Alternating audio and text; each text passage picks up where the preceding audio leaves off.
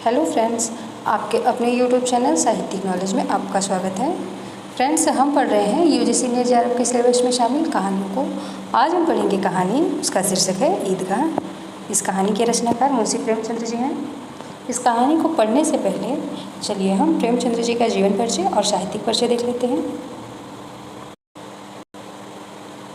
प्रेमचंद्र जी का पूरा नाम मुंशी प्रेमचंद्र है। इनका बचपन का नाम धनपत राय तथा उर्दू में रचना करने के लिए इन्होंने अपना नाम नवाब राय रखा था। इनका जन्म 31 जुलाई 1880 ईस्वी लमही ग्राम वाराणसी में हुआ, जो कि उत्तर प्रदेश में है। इनकी मृत्यु 8 अक्टूबर 1936 ईस्वी में हुई। ये मुख्यतः गद्य रचनाकार हैं। इनकी कुछ रचनाएं निम्नवत हैं, जैसे उपन्यास में सेवा सदन, निर्मला, रंगभूमि, कर्मभूमि, गबन, गोदान आदि। इनकी नाटक रचनाएं करबला, संग्राम और प्रेम की वेदी। कहानियों में कुछ कहानियों के नाम दिए गए हैं, जैसे पंच परमेश्वर, सज्जनता का दंड, ईश्वरी न्याय, दुर्गा का मंदिर, आत्माराम, बूढ़ी काकी, सवा शेर गेहूँ, शतरंज के खिलाड़ी आदि प्रमुख कहानियाँ हैं। इनकी लगभग 200 से ज़्यादा कहानियाँ हैं, जो मानसरोवर नाम से प्रकाशित हुई हैं। मानसरोवर कथा संग्रह है, उसके 8 भाग हैं। उन 8 भागों में इनकी लगभग 200 कहानियों का प्रकाशन हुआ है।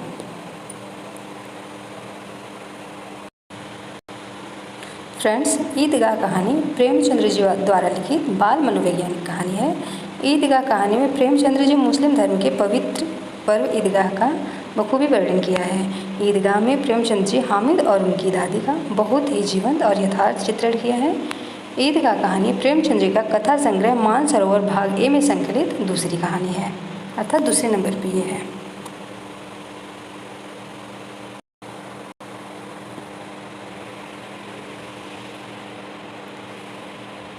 ईदगाह कहानी का पात्र परिचय हम देखते हैं। ईदगाह कहानी में प्रमुख पात्र के रूप में एक हामिद है, दूसरी अमीना, जो कि हामिद की दादी है, तथा गौर पात्रों में महमूद, मोहसिन, नूरे, सम्मी, आबिद, जो कि हामिद का पिता है, उनकी मृत्यु हो गई है, और कयाम अली, जो कि गाँव के हैं। ईदगाह कहानी में हामिद की माँ का भी जिक्र आया है, तथा और भी चौधरी साहब आदि आदि कुछ गांव के लोग या फिर जिगोर पात्रों का भी उल्लेख हुआ है। फ्रेंड्स, चलिए हम देखते हैं ईदगाह कहानी का कथासार। फ्रेंड्स, क्वेश्चन इसी से बनते हैं, इन्हीं टॉपिकों से बनते हैं।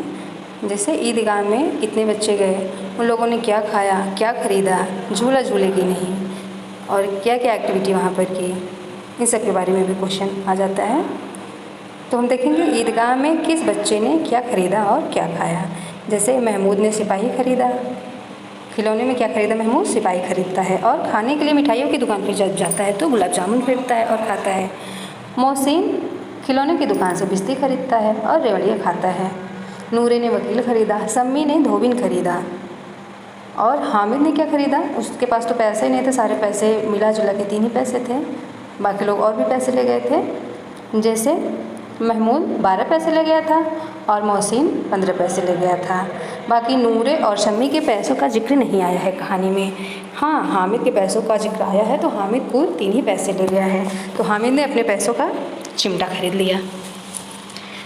बाकी जो भी बालकों ने, जो बच्चों ने खिलौने खरीदे हैं, उन सबके मात्र 2-2 रुपये के हैं। जैसे 2 रुपये में सिपाही, 2 रुपये में बिस्ती, 2 में वकील, और 2 पैसे में ही धोबिन खरीदा था सम्मी ने।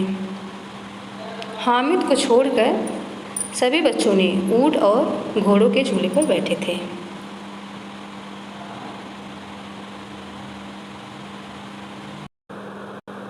फ्रेंड्स, अब हम ईदगाह कहानी का पठन पाठन शुरू करते हैं। रमज़ान के पूरे 30 रोज़ों के बाद ईद आई है। कितना मनोहर, कितना सुहावना पर्व है। वृक्षों पर अजीब हरियाली है, खेतों में कुछ अजीब ही रौनक है, आसमान पर कुछ अजीब लालिमा है।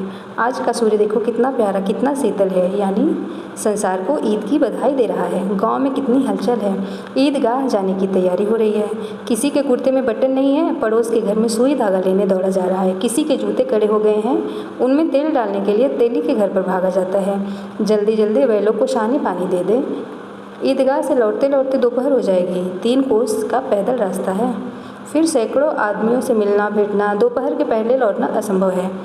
लड़के सबसे ज़्यादा प्रसन्न हैं। किसी ने एक रोज़ा रखा है, वह भी दोपहर तक ही, किसी ने तो वह भी नहीं। लेकिन ईदगाह जाने की खुशी उनके हिस्से की चीज़ है। रोज़े बड़े बूढ़े के लिए होंगे, इनके लिए तो ईद है। रोज़ ईद का नाम रटते थे, आज वह आ गई। अब जल्दी पड़ी है कि लोग ईदगाह क्यों नहीं चलते। इन्हें गृहस्थी चिंताओं से क्या प्रयोजन। सवैयों के लिए दूध और शक्कर घर में है या नहीं, इनकी बला से ये तो सवैया खाएंगे। वह क्या जाने कि अब्बा जान क्यों बदहवास चौधरी कायम अली के घर दौड़े जा रहे हैं। उन्हें क्या खबर कि चौधरी आंखें बदल ले तो सारी ईद मुहर्रम हो जाए। उनकी अपनी जेबों में तो कुबेर का धन पड़ा है। बार बार जेब से अपना खजाना निकाल कर गिनते हैं और खुश होकर फिर रख लेते हैं। महमूद गिनता है 1 2 10 12, उसके पास कुल 12 पैसे हैं। मोहसिन के पास 1 2 3 8 9 15 पैसे हैं। इन्हीं अनगिनत पैसों से अनगिनत चीज़ें लाएंगे, खिलौने, मिठाइयाँ, बिगुल, गेंद और न जाने क्या क्या। और सबसे ज़्यादा प्रसन्न है हामिद, वह 4-5 साल का गरीब सूरत दुबला पतला लड़का, जिसका बाप पिछले वर्ष हैजे की भेंट हो गया, अर्थात मृत्यु हो गई हामिद के पिता की। और माँ न जाने क्यों पीली होती होती एक दिन मर गई। किसी को क्या पता क्या बीमारी है, कहती तो कौन सुनने वाला था। दिल पर जो भी कुछ बीती वह दिल में ही सहती गई, और जब न सहा गया तो संसार से विदा हो गई। अब हामिद अपनी बूढ़ी दादी अमीना की गोद में सोता है और उतना ही प्रसन्न है। उसके अब्बा जान रुपये कमाने गए हैं। हामिद यही जानता है कि उसके अब्बा जान रुपये कमाने गए हैं। बहुत सी थैलियाँ लेकर आएंगे। और अम्मी जान कहाँ गई हैं? अम्मी जान अल्लाह मियाँ के घर उसके लिए बड़ी बड़ी अच्छी अच्छी चीज़ें लाने गई हैं। इसलिए हामिद प्रसन्न है। आशा तो बड़ी चीज़ है। और फिर बच्चों की आशा, उनकी कल्पना तो राई का पर्वत बना लेती है। हामिद के पाँव में जूते नहीं है, सिर पर एक पुरानी धुरानी टोपी है जिसका गोटा काला पड़ गया है। फिर भी वह प्रसन्न है। जब उसके अब्बा जान थैलियाँ और अम्मी जान नियमतें लेकर आएंगी तो वह दिल से अरमान निकाल देगा। तब देखेगा मोहसिन, नूरे और सम्मी कहाँ से इतने पैसे निकालेंगे। अभागिन अमीना अपनी कोठरी में बैठी रो रही है। अमीना अर्थात हामिद की दादी। आज ईद का दिन है, उसके घर में दाना नहीं है। आज आबिद होता अर्थात हामिद का पिता, तो क्या ईद इसी तरह आती और चली जाती। इस अंधकार और निराशा में वह डूबी जा रही थी। किसने बुलाया था इस निगोली ईद को? इस घर में उसका क्या काम नहीं। लेकिन हामिद, उसी की मरने जीने से क्या मतलब। उसके अंदर प्रकाश है, बाहर आशा है। विपत्ति अपना सारा दलबल लेकर आए, हामिद की आनंद भरी चितवन उसका विध्वंस कर देगी। हामिद भीतर जाकर दादी से कहता है, तुम डरना नहीं अम्मा, मैं सबसे पहले आऊँगा। बिल्कुल न डरना। अमीना का दिल कचोट रहा है। गांव के बच्चे अपने अपने बाप के साथ जा रहे हैं। हामिद का बाप अमीना के सिवा और कौन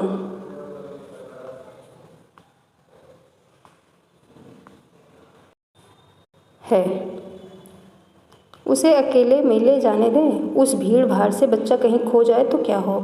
नहीं, अमीना उसे यूँ न जाने देगी। नन्ही से जान 3 कोस चलेगा कैसे, यह अमीना सोच रही हैं अर्थात हामिद की दादी।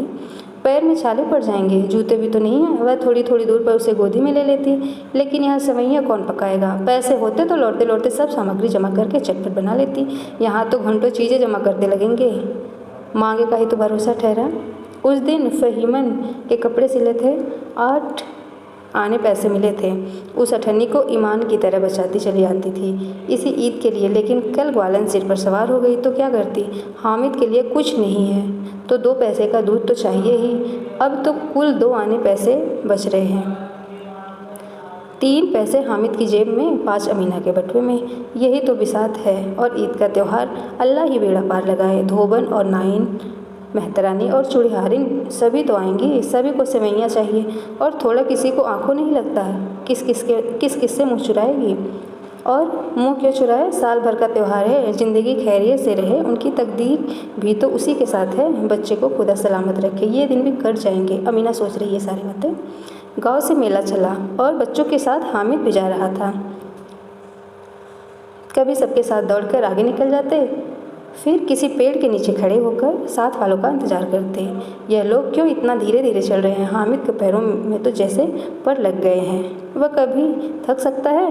शहर का दामन आ गया है। सड़क के दोनों ओर अमीरों के बगीचे हैं। पक्की 4 दीवारी बनी हुई है। पेड़ों में आम और लीचियाँ लगी हुई हैं। कभी कभी कोई लड़का कंकड़ी उठाकर आम पर निशाना लगाता है। माली अंदर से गाली देता हुआ निकलता है। लड़के वहाँ से एक फर्लांग पर हैं, खूब हंस रहे हैं। माली को कैसा उल्लू बनाया। बड़ी बड़ी इमारतें आने लगी। यह अदालत है, यह कॉलेज है, यह क्लब घर है। इतने बड़े कॉलेज में कितने लड़के पढ़ते होंगे। सब लड़के नहीं हैं जी, बड़े बड़े आदमी हैं। सच? उनकी बड़ी बड़ी मूछें हैं। इतने बड़े हो गए हैं, अभी तक पढ़ने जाते हैं। न जाने कब तक पढ़ेंगे और क्या करेंगे इतना पढ़कर। हामिद के मदरसे में 2-3 बड़े बड़े लड़के हैं, बिल्कुल 3 कौड़ी के, रोज़ मार खाते हैं। 3 कौड़ी के अर्थात किसी काम के नहीं, काम से जी चुराने वाले। इस जगह भी उसी तरह के लोग होंगे और क्या। क्लब घर में जादू होता है। सुना है यहाँ मुर्दों की खोपड़ियाँ दौड़ती हैं और बड़े बड़े तमाशे होते हैं, पर किसी को अंदर नहीं जाने देते। और वहाँ शाम को साहब लोग खेलते हैं, बड़े बड़े आदमी खेलते हैं, मूँछों वाले, दाढ़ी वाले, और मेमें भी खेलती हैं। सच? हमारी अम्मा को तो यह दे दो, क्या नाम है, बैट, तो उसे पकड़ ही न सकें, घुमाते ही लुढ़क जाएं। महमूद ने कहा। हमारी अम्मी जान का तो हाथ काँपने लगे। अल्लाह कसम। मोहसिन बोला, चलो मानो आटा पीस डालती हैं, जरा सा बैट पकड़ लेंगे तो हाथ काँपने लगेंगे। सैकड़ों घड़े पानी रोज़ निकालती हैं। 5 घड़े तो तेरी भैंस ही पी जाती है। किसी मेम को 1 घड़ा पानी भरना पड़े तो आंखों तक अंधेरी आ जाए। महमूद कहता है, लेकिन दौड़ती तो नहीं ना, उछल कूद तो नहीं कर सकती। मोहसिन, हाँ, उछल कूद तो नहीं कर सकती, लेकिन उस दिन मेरी गाय खुल गई थी और चौधरी के खेत में जा पड़ी थी। अम्मा इतनी तेज दौड़ी कि उन्हें न पा सका। सच? बच्चे आगे ही चल रहे हैं और आगे मेला जब आ गया है, ईदगाह आ रहा है, तरह तरह की दुकानें दिख रही हैं। हलवाइयों की दुकानें शुरू हो गई। आज खूब सजी हुई थी। इतनी मिठाइयाँ कौन खाता है। देखो न, एक एक दुकान पर मनो होंगे। सुना है रात को जिन्नात आकर खरीद ले जाते हैं। अब्बा कहते हैं कि आधी रात को एक आदमी हर दुकान पर जाता है और जितना माल बचा होता है सब तुलवा लेता है और सचमुच के रुपए देता है, बिल्कुल ऐसे ही रुपए। हामिद को यकीन न आया, ऐसे रुपए जिन्नात को कहाँ से मिल जाएंगे। मोहसिन ने कहा, जिन्नात को रुपए की क्या कमी, जिस खजाने में चाहे चला जाए, लोहे के दरवाजे तक उन्हें नहीं रोक सकते जनाब। आप हैं किस फेर में, हीरे जवाहरात तक उनके पास रहते हैं। जिससे खुश हो गए उसे टोकरों जवाहरात दे दिए। अभी यहीं बैठे हैं, 5 मिनट में कलकत्ता पहुंच जाए। हामिद ने पूछा, जिन्नात बहुत बड़े बड़े होते हैं मोहसिन? एक एक सिर आसमान के बराबर होता है जी। जमीन पर खड़ा हो जाए तो उसका सिर आसमान से जा लगे, मगर चाहे तो एक लोटे में घुस जाए। हामिद, लोग उन्हें कैसे खुश करते होंगे? हामिद पूछ रहा है। कोई मुझे यह मंत्र बता दे तो एक जिन को खुश कर लूँ। मोहसिन बोलता है, अब यह तो नहीं जानता, लेकिन चौधरी साहब के काबे में बहुत से जिन्नात हैं। कोई चीज़ चोरी जाए, चौधरी साहब उसका पता लगा देंगे और चोर का नाम बता देंगे। जुमराती का बछवा उस दिन खो गया था। 3 दिन हैरान हुए, कहीं न मिला। झक मारकर चौधरी के पास गए। चौधरी ने तुरंत बता दिया, मवेशी खाने में है, और वहीं मिला। जिन्नात आकर उन्हें सारे जहान की खबर दे जाते हैं। अब उसकी समझ में आ गया कि चौधरी के पास क्यों इतना धन है और क्यों उनका इतना सम्मान है। बच्चे आगे चलते हुए देखते हैं और कहते हैं कि यह पुलिस लाइन है, यही सब कांस्टेबल कवायद करते हैं, रेटन, फायर, फो। रात को बेचारे घूम घूम कर पहरा देते हैं, यहीं चोरियाँ हो जाएं। मोहसिन ने प्रतिवाद किया, अर्थात विरोधी किया। यह कांस्टेबल पहरा देते हैं, तुम भी खूब जानते हो आजी हजरत, ये चोरी करते हैं। यहाँ बच्चे आपस में मिलकर कानून की भ्रष्ट व्यवस्था का जिक्र कर रहे हैं। शहर के जितने चोर डाकू हैं सब इनसे मोहल्ले में जाकर जागते रहो पुकारते हैं, तभी इन लोगों के पास इतने रुपए आते हैं। अर्थात ये लोग जागते रहो करते रहते हैं, उधर चोर डाकू अपना काम करते रहते हैं, और सब लोग सोचते हैं कि जब ये लोग पहरा दे रहे हैं तो चोरी नहीं होगी। फिर मोहसिन कहता है कि मेरे मामू एक थाने में कांस्टेबल हैं, बरस रुपया महीना पाते हैं, लेकिन 50 रुपये घर बेचते हैं, मतलब 1 साल का 100 रुपया है। बरस रुपया महीना पाते हैं, 1 साल का 1 रुपया है, पर घर पे डेली 50 रुपये भेजते हैं। अल्लाह कसम, मैंने एक बार पूछा था कि मामू आप इतने रुपए कहाँ से पाते हैं? हंसकर कहने लगे, बेटा अल्लाह देता है। फिर आप ही बोले, हम लोग चाहें तो एक दिन में लाखों मार लाएं, पर हम तो इतना ही लेते हैं जिससे अपनी बदनामी न हो और नौकरी न चली जाए। हामिद ने पूछा, लोग चोरी करवाते हैं, ये लोग चोरी करवाते हैं? तो कोई इन्हें पकड़ता नहीं। मोहसिन उसकी नादानी पर दया दिखाकर बोला, अरे पागल, इन्हें कौन पकड़ेगा? पकड़ने वाले तो ये खुद हैं, लेकिन अल्लाह इन्हें सज़ा भी खूब देता है। हराम का माल हराम में ही जाता है। थोड़े ही दिन हुए मामू के घर में आग लग गई, सारी लेई पूंजी जल गई, सब एक बर्तन तक न बचा था, सब कुछ जल गया। कई दिन पेड़ के नीचे सोए, अल्लाह कसम पेड़ के नीचे। अल्लाह कसम खा के मोहसिन ये बताना चाहता है मैं बिल्कुल झूठ नहीं बोल रहा हूँ। फिर जाने कहाँ से 100 कर्ज लाए और बर्तन भाड़े आए। हामिद पूछता है 100 तो 50 से ज़्यादा होते हैं, कहाँ 50 कहाँ 100? 50 एक थैली भर होता है, 100 तो 2 थैलियों में भी ना आए।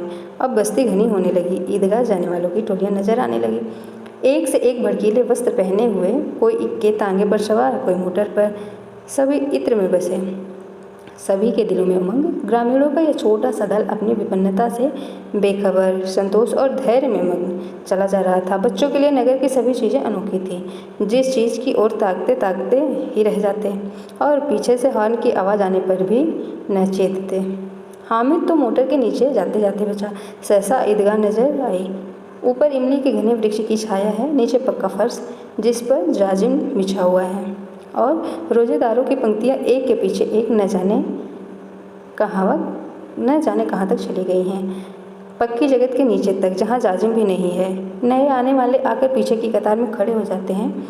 आगे जगह नहीं है। यहाँ कोई धनी और पद नहीं देखता। इस्लाम की निगाह में सब बराबर है। इन ग्रामीणों ने भी वजू किया और पिछले पंक्ति में खड़े हो गए। कितना सुंदर संचालन है, कितनी सुंदर व्यवस्था है। लाखों सिर एक साथ सजदे में झुक जाते हैं, फिर सबके एक साथ खड़े हो जाते हैं, एक साथ झुकते हैं और एक साथ खड़े हो जाते हैं।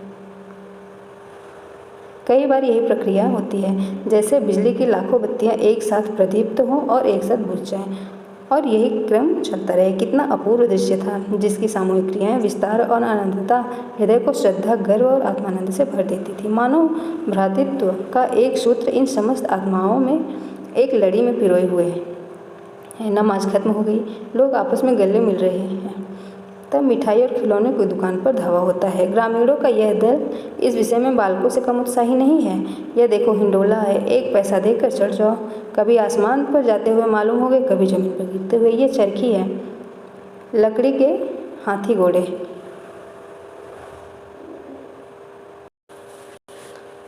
ऊँट छड़ों में लटके हुए हैं। 1 पैसा देकर बैठ जाओ और 25 चक्करों का मजा लो। महमूद और मोहसिन दोनों, नूरे और शम्मी इन घोड़ों और ऊँटों पर बैठते हैं।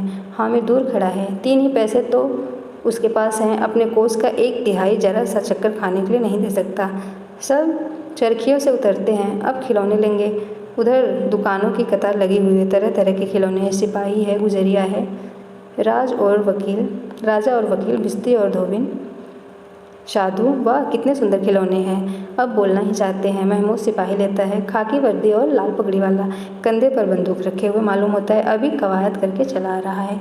मोहसिन को भिश्ती पसंद आया है, कमर झुकी हुई है, ऊपर मशक लिए हुए हैं, मशक का मुँह एक हाथ से पकड़े हुए है। कितना प्रसन्न है, शायद कोई गीत गा रहा है, बस मशक से पानी उड़ेलना ही चाहता है। नूरे को वकील से प्रेम है, ऐसी फिद्रता उसके मुख पर है। काला चुंगा, नीचे सफ़ेद अचकन के सामने की जेब में घड़ी, सुनहरी जंजीर, एक हाथ में कानून का पोथी लिए हुए, मालूम होता है अभी किसी अदालत से जिरह या बहस किए चले आ रहा है। यह सब 2-2 पैसे के खिलौने हैं। हामिद के पास कुल 3 पैसे हैं। इतने महंगे खिलौने वह कैसे ले? खिलौना कहीं हाथ से छूट पड़े तो चूर चूर हो जाए, जरा पानी पड़े तो सारा रंग धुल जाए। ऐसे खिलौने लेकर वह क्या करेगा, किस काम के? मोहसिन कहता है मेरा भिश्ती रोज़ पानी दे जाएगा सांझ सवेरे। महमूद कहता है और मेरा सिपाही घर का पहरा देगा, कोई चोर आएगा तो फ़ौरन बंदूक से फायर कर देगा। नूरे बोलती है और मेरा वकील खूब मुकदमा लड़ेगा। सम्मी कहती है मेरी धोबिन तो रोज़ कपड़ा धोएगी। हामिद खिलौने की निंदा करता है, मिट्टी के ही तो हैं, गिरे तो चकनाचूर हो जाएं। लेकिन ललचाई हुई आंखों से खिलौने को देख रहा है और चाहता है कि जरा सा देर के लिए उन्हें हाथ में ले सकता तो क्या कितना अच्छा होता। उसके हाथ अनायास ही लपकते हैं, लेकिन लड़के इतने त्यागी नहीं होते, विशेषकर जब अभी नया शौक हो। हामिद ललचता रह जाता है। खिलौने के बाद मिठाइयाँ आती हैं, किसी ने रेवड़ियाँ ली, किसी ने गुलाब जामुन, किसी ने सोहन हलवा, मज़े से खा रहे हैं। हामिद बिरादरी से पृथक है। अभागे के पास 3 ही पैसे हैं, क्यों नहीं कुछ लेकर खाता? ललचाई आँखों से सबकी ओर देखता है। मोहसिन कहता है, हामिद रेवड़ी ले जा, कितनी खुशबूदार है।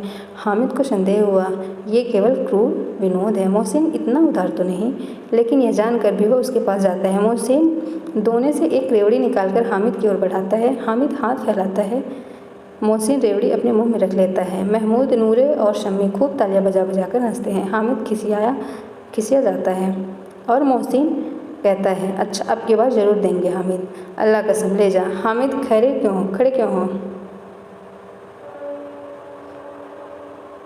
क्या मेरे पास पैसे नहीं हैं? सम्मी, 3 ही तो पैसे हैं, 3 पैसे में क्या लोगे? महमूद, हमसे गुलाब जामुन ले जाओ। हामिद बोलता है, मोहसिन बदमाश है।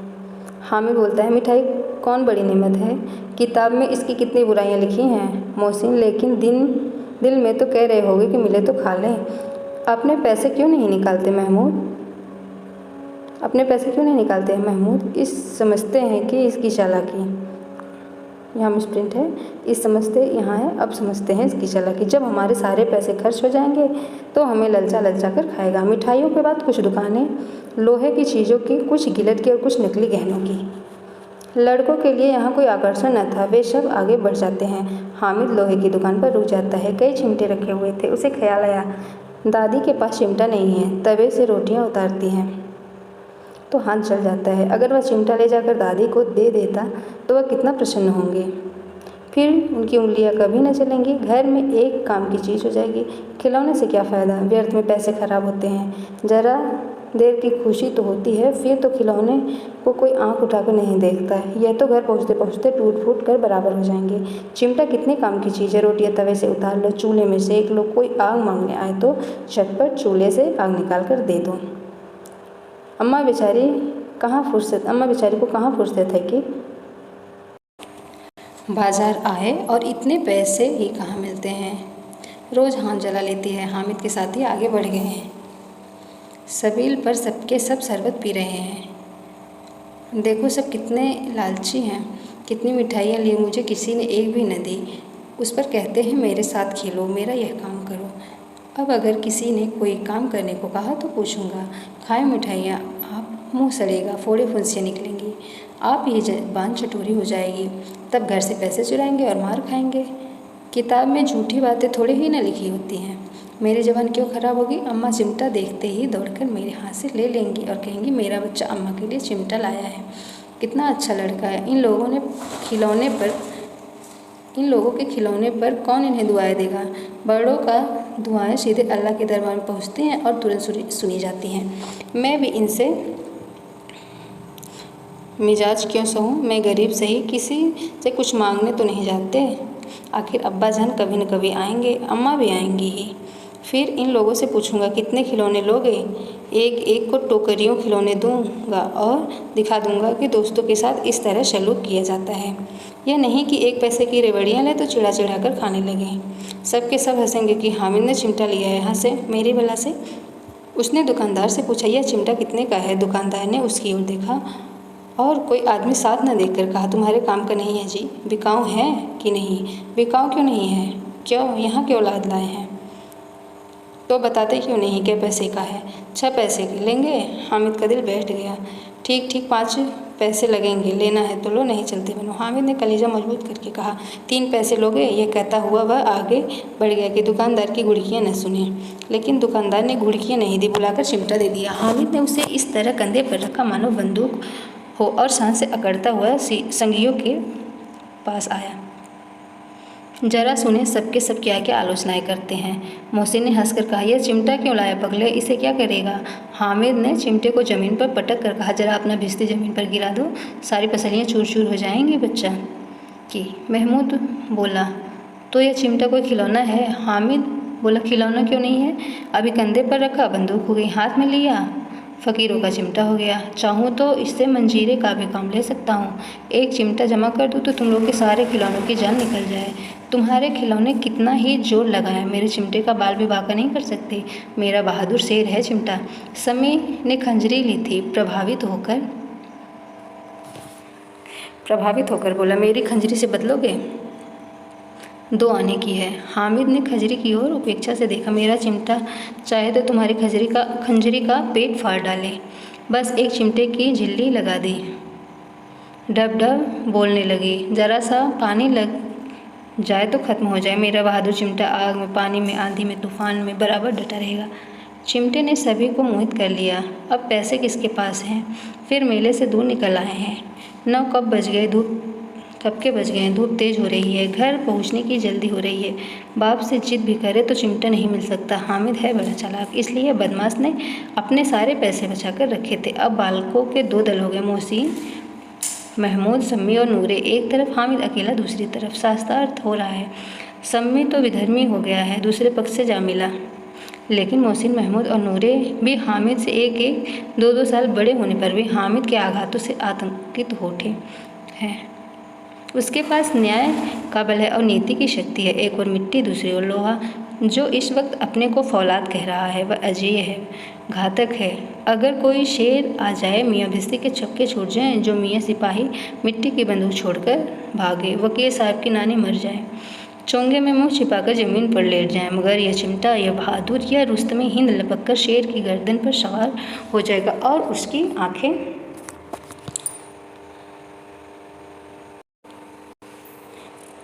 आंखें निकालेगा। मोहसिन ने एड़ी चोटी का जोर लगाकर कहा, अच्छा पानी तो नहीं भर सकता? हामिद ने चिमटे को सीधा खड़ा करके कहा, भिस्ती को एक डर बताएगा तो दौड़ा हुआ पानी लाकर उसके द्वार पर छिड़कने लगेगा। मोहसिन परास्त हो गया, पर महमूद ने कुमुक पहुँचाई, अगर बच्चा पकड़ जाए तो अदालत में बंधे बंधे फिरेंगे, तब तो वकील साहब के पैरों पड़ेंगे।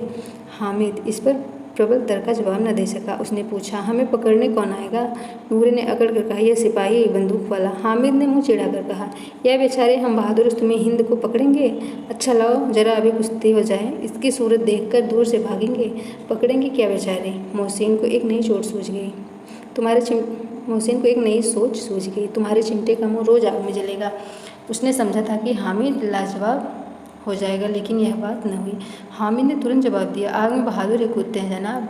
तुम्हारे या वकील, सिपाही और भिस्ती लेडियों की तरह घर में घुस जाएंगे। आग में वह काम है जो यह रुस्तमे हिंद ही कर सकता है। महमूद ने एक जोर लगाया, वकील साहब कुर्सी मेज पर बैठेंगे, तुम्हारा चिमटा तो बावर्ची खाने में ज़मीन पर पड़ा रहेगा, सिवा और क्या कर सकता है? इस तर्क ने सम्मी और नूरे को भी सजी कर दी। कितने ठिकाने की बात कही भट्टी ने। चिमटा बावर्ची खाने में पड़ा रहने के सिवा और क्या कर सकता है? हामिद को कोई फड़कता हुआ जवाब न सूझा तो उसने धांधली शुरू की, मेरा चिमटा बावर्ची खाने में नहीं रहेगा। वकील साहब कुर्सी पर बैठेंगे तो जाकर उन्हें ज़मीन पर पटक देगा और उनका कानून उनके पेट में डाल देगा। बात कुछ बनी नहीं, खाल गाली गलौज थी,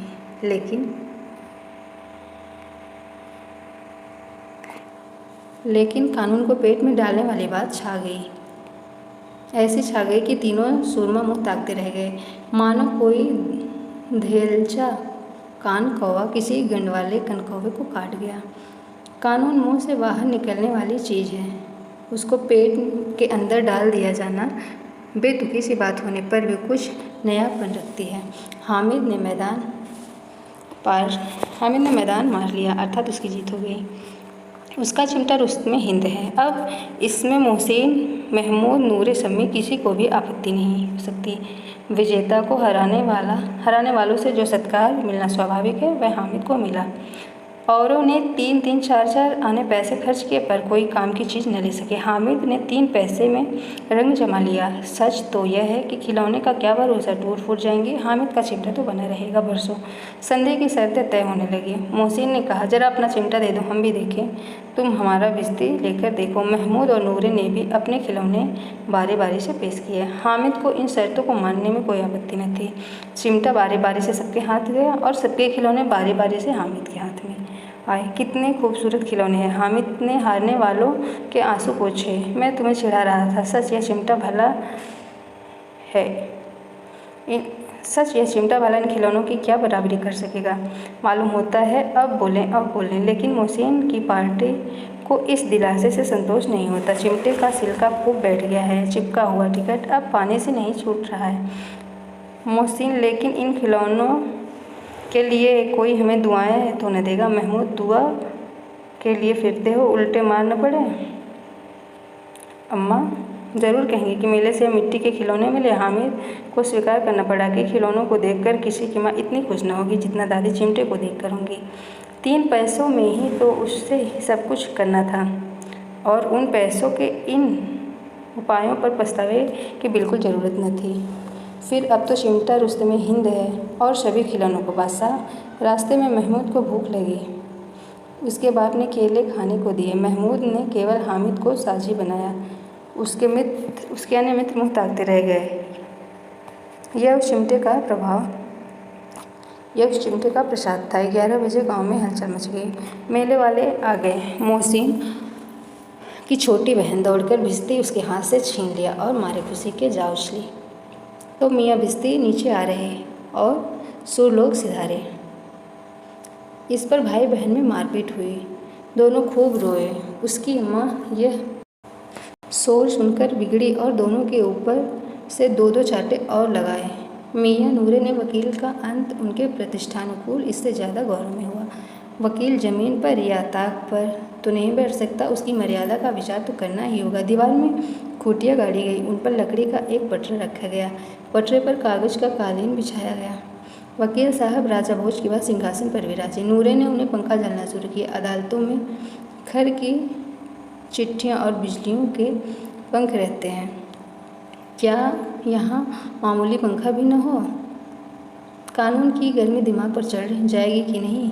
बाँस का पंखा आया और नूरे हवा करने लगी। मालूम नहीं पंखे की हवा से या पंखे की चोट से वकील साहब स्वर्गलोक से मृत्युलोक में आ रहे और उनका माटी का चोला माटी से मिल गया। फिर बड़े जोर शोर से मातम हुआ और वकील साहब की अस्थि घूरे पर डाल दी गई। अब रहा महमूद का सिपाही। उसे चटपट गांव का पहरा देने का चार्ज मिल गया। लेकिन पुलिस का सिपाही कोई साधारण व्यक्ति तो नहीं जो अपने पैरों चले व पालकी पर चलेगा।